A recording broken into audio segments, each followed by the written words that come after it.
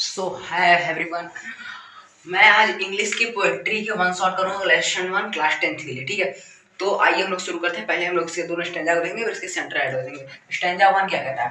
The way a crow shook down on with the dust of snow from a hemlock tree. तो क्या करें, कवि कहने का मतलब क्या है? कवि क्या कर रहा है कि मैं हेमलॉक ट्री के नीचे खड़ा था, मैं हेमलॉक ट्री के नीचे खड़ा था और उसके ऊपर एक कौवा बैठा, कौवा के बैठा और सुक डाउन ऑन मी, सुक डाउन ऑन मी, उसने पेड़ को हिलाया और उसमें से बर्फ के छोटे छोटे टुकड़े गिरे, जिसने बर्फ के छोटे छोटे टुकड़े गिरे। Has given my heart a change of mood and saved some part of a I had you, जिसने मेरी मेरा पूरा मन चेंज कर दिया and saved some part of a day, और मुझे मेरे पूरे बचे से दिन के समय बचा लिया आई हैड यू, जिसे मैं पछतावा में गवा रहा था।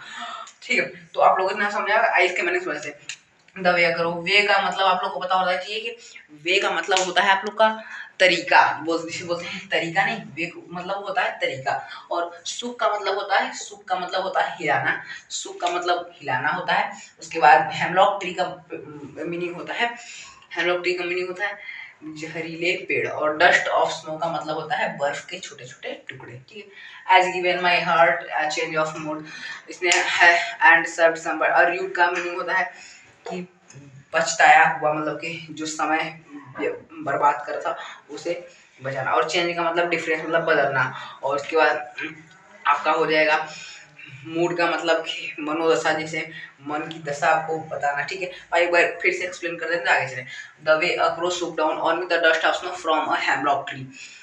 कवि क्या कहता है कि मैं हेमलॉक ट्री के नीचे खड़ा था और कौवे ने पेड़ को हिलाया, जिससे बर्फ के छोटे छोटे टुकड़े मेरे ऊपर गिरे। Has given my heart a change of mood and saved some part of a day I had you, से मेरे मन की पूरी दशा चेंज हो गई और मैंने मेरा अपना समय, दिन का खराब समय बच गया जो मैं पछतावा से बिताया था।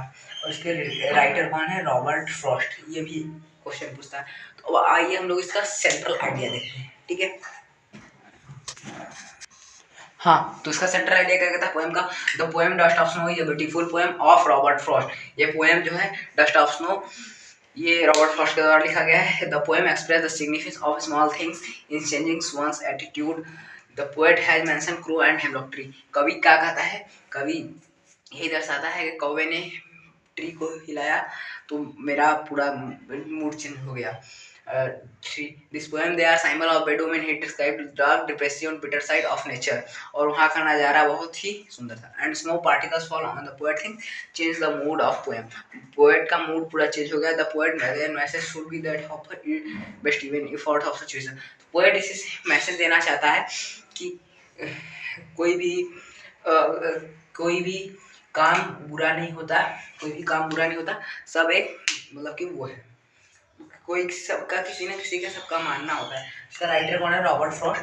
तो पोएम आप लोग को अच्छा लगा होगा तो प्लीज़ इस पे कम से कम 1K व्यूज चाहिए, 1K व्यूज इतना कर दीजिए और चैनल को सब्सक्राइब कर दीजिएगा। और सभी चीज़ के मैं वीडियो लाता रहता हूँ, 5 सब्जेक्ट के, आप खोल के मेरा चेक कर सकते हैं।